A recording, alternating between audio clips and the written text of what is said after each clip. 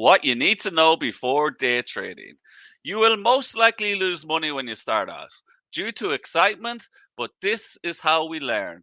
The goal is to make more profitable trades than losses.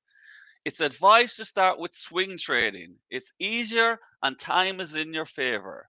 Unlike day trading, which is buying and selling the stock in one day and can become a full time career, swing trading allows you to hold a stock for up to 5 weeks and earn a part time income. Finding a platform that offers low commission fees is important, as this can take from your profits. Some platforms allow pre-market trading before normal day trading hours, which varies. The Nasdaq opens from Monday to Friday from 9:30 a.m. to 4 p.m. local time. It's very important to learn how to use a platform on a demo account first. You need to learn their fees and their policies. Only day trade with money you can afford to lose.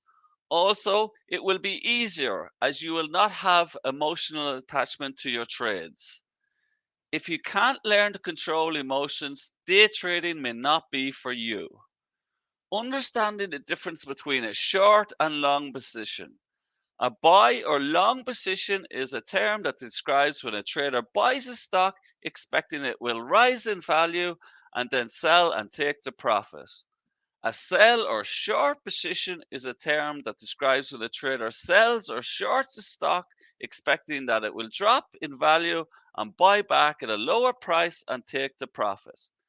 You need to know about catalysts.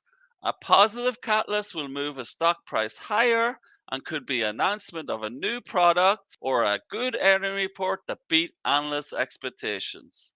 A negative catalyst moves the stock price lower, and this could be a poor earning report that missed analysts' expectation or a lawsuit against the company.